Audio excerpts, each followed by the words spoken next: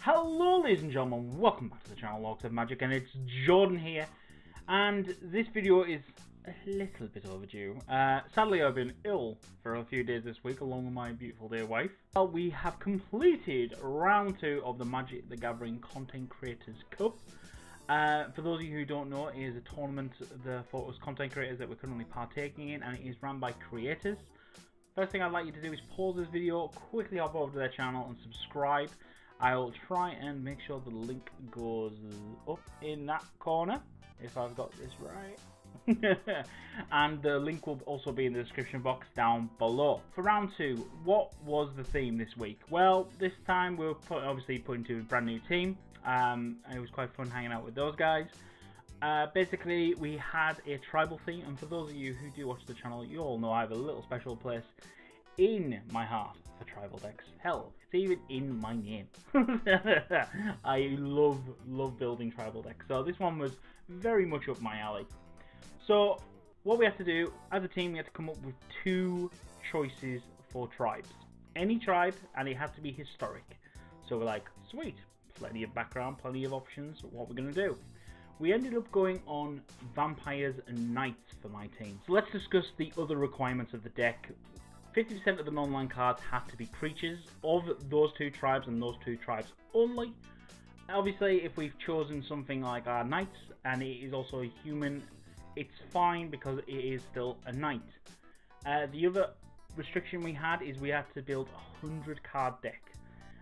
As many multiples as we want, no problems, and again it was 3 best of 1s against our opponents. Let's have a quick look at the deck and go over. As you see, we went down the knight route.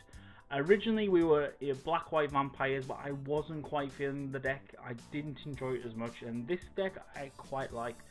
I especially like the little combo, of course, of Knight of Grace, Knight of Malice with Blacklance Paragon, because suddenly swinging in, they're blocking first strikers, and giving it Death Touch is just mwah, fabulous. So that is a nice little combination in the deck.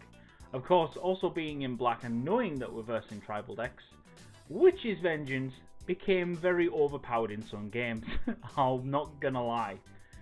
So as you see, what we got, you know, we're using Foulmire Knights, it's a good cheap 1-drop. Knight of the Even Legion, again, an amazing 1-drop.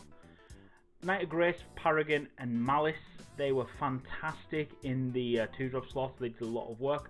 Corpse Knight was a little play on the deck. I quite like this. I quite like being able to essentially play creatures and get extra damage in. It was especially useful in terms of boosting up the Knight of the Even Legion when we were getting sort of board stalled and couldn't do much. Wintermoor Commander was a great 2-drop Death Touch. Of course, being able to swing and give things indestructible as well is also very handy. Acclaimed Contender, of course, is just card draw, just helping us find something. History of Benaya was quite frankly OP in this deck. Just being able to get more and more knights on the board and being swinging for extra damage and then getting the pump effect. Oh, absolutely lovely. Murderous Rider, solid removal spell in this deck. Really, genuinely solid removal spell. As I said, Witch's Vengeance is our board wipe to deal with our other opponents. Mortify is a great removal spell because of course it's either going to hit a creature or it's stopping an enchantment from working on their side of the field or stopping one of our guys swinging. So it is very useful. The icon we were using primarily for card draw, of course it does have the boost up effect, so it is very useful. Valiant Knight was brilliant. I only run 2 off of it in the deck. I was trying to conserve my rare wild cards because I'm not investing obviously a lot in historic, but having 2 off of these seemed to work pretty nicely. Of course we have Alenda. My god, this card was good. Fabulous, in fact. It did a lot of work in some games. Just with the lifelink itself was very useful. Sorin Vengeful Bloodlord, just giving everything lifelink, was also very handy and also allowed us to get a bit of graveyard recursion. We then obviously started getting to the higher up spells. We got Eldest Reborn. Oh, I do miss this card. It was one of my favourite cards of this deck. The Circle of Loyalty was of course just good just for being a load effect on the board. The fact that we could actually cast it pretty cheaply as well was also beneficial.